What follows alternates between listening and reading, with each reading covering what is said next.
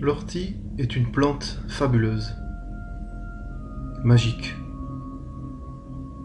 et merveilleuse.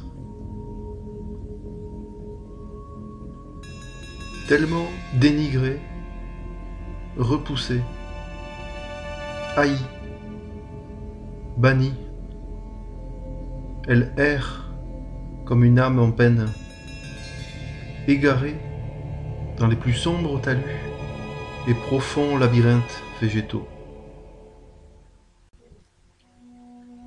C'est une plante vivace herbacée, à tiges et feuilles hérissées de stries et de poils sécrétant un liquide très urticant.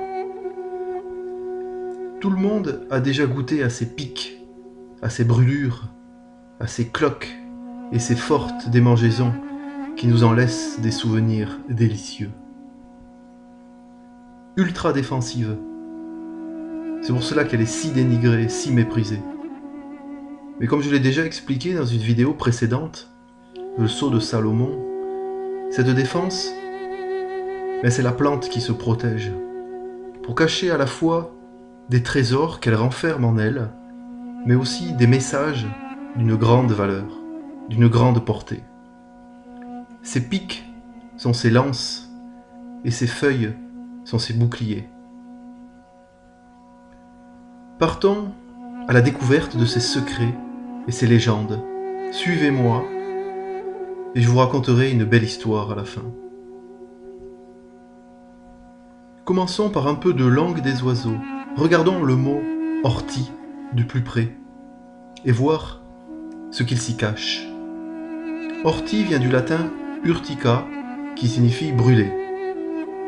Bon, c'est clair, on n'est pas étonné, l'ortie porte donc en elle un feu secret et sacré, un feu intérieur, issu du plus profond de ses entrailles. Mais de urtica, on est passé à ortie. Elle aurait pu donc s'appeler urtie, mais non, c'est ortie. Alors bien sûr, il n'y a pas de hasard. Alors première chose, ortie, c'est or et ti. L'or est déjà là. Il en forme ses deux premières lettres. Et vous verrez, il ne le quittera pas. Il est enfoui comme le feu lui aussi en cette plante unique. Et les trois autres lettres, T-I-E, T-I-E c'est quoi? D'une part, T-I-E, en changeant un peu l'emplacement des lettres, ça donne I-E-T, I-E. L'or, I-E. L'or, I-E. Un premier message. Un premier message. D'autre part, T-I-E, en anglais c'est taille. Le verbe to tie signifie attacher, accrocher. C'est encore plus clair. L'or y est donc scellé. On a au travers de ce mot ortie, et donc de cette plante, l'or et le feu mêlés et cachés.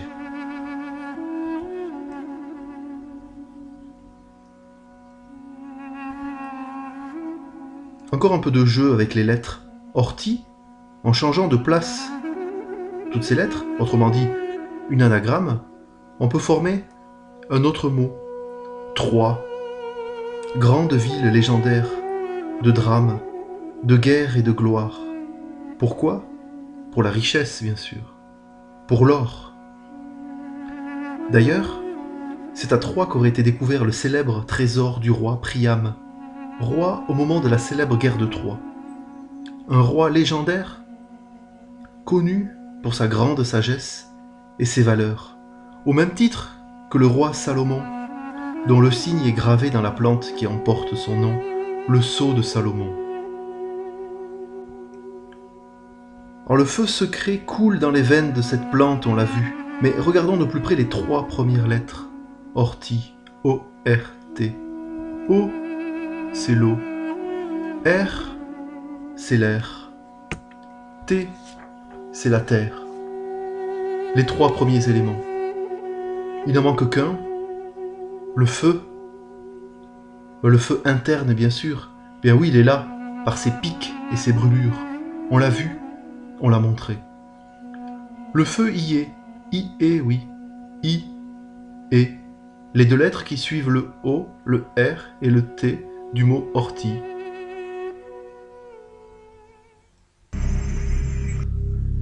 Bon, tout cela n'est peut-être que coïncidence, que du fait du hasard, bien sûr, issu des méninges tordus d'un uluberlu cinglé, sans aucun doute, ou pas. Mais de sûr, cette plante porte en elle des trésors inestimables, en plus du feu et de l'or. Alors, suivez-moi encore dans les méandres symboliques et diaboliques de mes réflexions délirantes. Creusons et continuons à en découvrir encore un peu plus sur cette étrange plante. Ses tiges, ses feuilles, ses graines et même ses racines, tout était utilisé dans le passé, que ce soit en médecine, pour les animaux et pour se protéger des mauvais esprits. Des bouquets séchés étaient accrochés aux portes ou posés en haut des armoires pour porter bonheur et éloigner tous les démons des maisons. Elle fait partie aussi des plantes les plus riches en minéraux et particulièrement en fer. Alors aujourd'hui, on en parle principalement pour son purin d'ortie, d'une grande efficacité. On l'a fait macérer dans un grand bac d'eau 2 semaines, et par une odeur infecte et fétide, on obtient un puissant ferment. On dit même que enfoui à l'endroit où on va cultiver des légumes, cela éloignera les maladies et leur donnera une énergie énorme. Elle est magique, elle est puissante, elle a un immense pouvoir. Vous le verrez aussi dans ma petite histoire à la fin. Alors l'ortie est donc un phénix qui renaît de ses cendres, les cendres issues du feu secret de la plante, qui mêlées aux 3 autres éléments que sont l'eau, l'air et la terre, forment les 4 éléments primordiaux, pour ensuite en former le 5e quand ils sont réunis. Le 5e élément, la quintessence, la quinte-essence, la quête des sens, des 5 sens pour un trésor unique, matérialisé par ce phénix mythique. La plante nous le dit bien, c'est clair.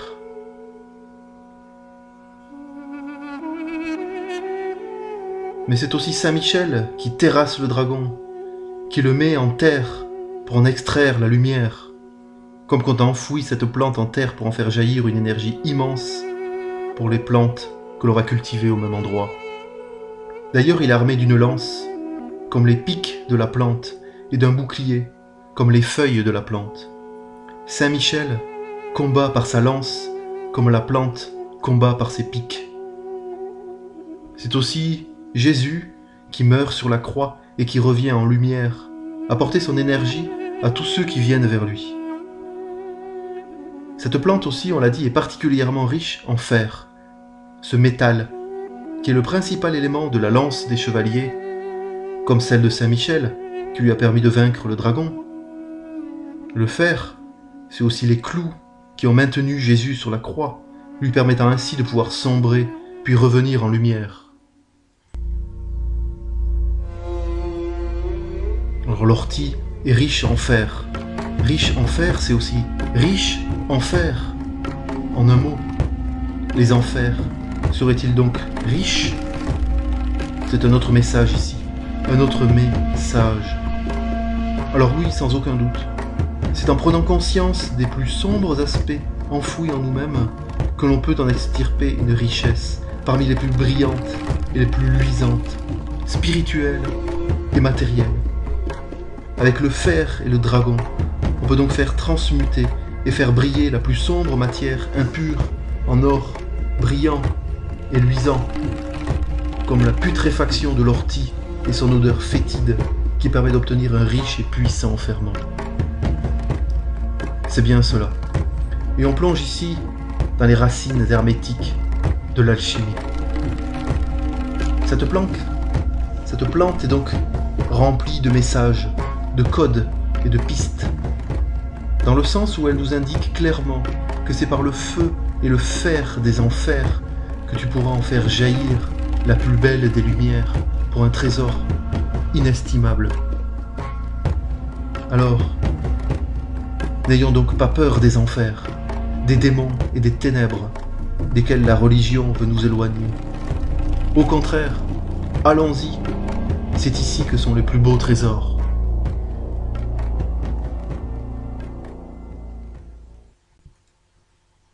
Mais il y a un autre message qui nous dit que cette plante peut soulager, soigner et même guérir de maux divers. Par ces maux divers, ces maux cachés dans le froid humide de la terre, mais qui seront révélés au plus haut sommet par son feu secret, piquant et brûlant. Pourquoi ? Pour une longue vie d'immortalité. C'est la panacée, la source de jouvence, obtenue par cette plante mythique et mystique. L'ortie en est matière première et première pour sa confection, sans aucun doute. Une pierre philosophale obtenue à partir de l'ortie, oui, comme le sceau de Salomon. Ces deux plantes sont donc très similaires, par leur vertu et par leur pouvoir. Elles sont représentées d'un côté par le roi Priam et de l'autre côté par le roi Salomon. Deux sœurs, les reines de la nature, à l'origine des plus grands trésors de l'humanité. Elles sont là, elles nous surveillent, elles nous guettent, elles nous guident. C'est à nous d'aller franchir le pas et d'aller jusqu'en enfer pour en cueillir les plus beaux fruits pour une longue vie de pureté et de richesse infinie.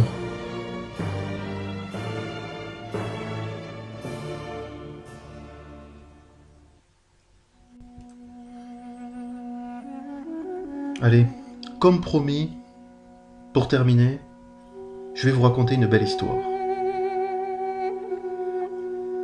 Il existait en des temps anciens une grande harmonie entre les êtres humains, la nature et les dieux. Les hommes s'occupaient des plantes pour les faire pousser et les faire grandir tout en respectant leur terre et leur environnement. En contrepartie, les plantes produisaient tout ce dont l'être humain avait besoin pour se soigner et se guérir de toutes les maladies. Il vivait ainsi très longtemps, sous la bienveillance des dieux. Et parmi toutes ces plantes, il en existait une qui était beaucoup plus puissante que les autres. Elle portait en elle absolument toutes les richesses dont l'être humain avait besoin. Elle était d'une beauté exceptionnelle, par sa grandeur et par ses couleurs. Elle dégageait des parfums magnifiques et ses pouvoirs étaient quasiment sans limite. Petit à petit, l'être humain dénigrait les autres plantes pour ne s'intéresser qu'à celle-ci. Il l'aimait plus que les autres. Il l'adorait de plus en plus, comme une reine, comme une grande divinité. Des fêtes lui étaient ainsi dédiées, et même des sacrifices lui étaient rendus, en hommage à sa beauté et à sa puissance. Les hommes ne chérissaient plus les dieux du ciel, et ne s'occupaient plus des autres plantes. Ils étaient mis de côté, abandonnés et oubliés. Ils étaient aveuglés par sa puissance, sa beauté et les trésors que pouvait lui fournir cette plante. Jusqu'au jour où, fous de rage, de colère et surtout de jalousie, les dieux décidèrent de punir cette plante qui prenait tant d'emprise sur l'être humain. Elle leur faisait trop d'ombre. Alors, sans lui ôter tous ses pouvoirs extraordinaires de guérison, ils lui ont donné une apparence repoussante. Ils lui ont retiré toutes ses belles couleurs en l'apparant uniquement de vert qui ne la distinguait désormais plus de la végétation environnante. Ils lui ont supprimé tous ses parfums, la laissant sans aucune odeur attirante. Ils lui ont ajouté des pics brûlants sur ses tiges. Ils ont découpé ses belles feuilles en forme de scie. Et pour que l'être humain s'en éloigne encore un peu plus, ils l'ont repoussé et abandonné dans les plus sombres talus. Les dieux savaient bien qu'une des plus grandes faiblesses des êtres humains, c'est d'être attirés uniquement par l'image, l'apparence et l'aspect extérieur des choses, beaucoup plus que la richesse intérieure. Ainsi, petit à petit, ils s'éloignèrent de cette plante et l'oublièrent, faisant le bonheur des autres plantes et des dieux du ciel auxquels l'homme reprit son adoration et son chérissement.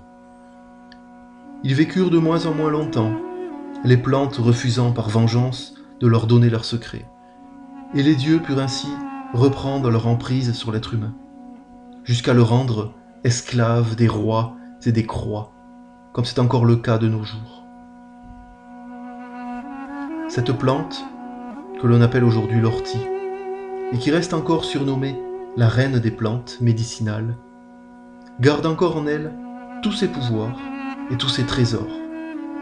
Mais elle s'est jurée de ne les dévoiler qu'à celles et ceux qui renonceront au Dieu du ciel pour les merveilles de la nature.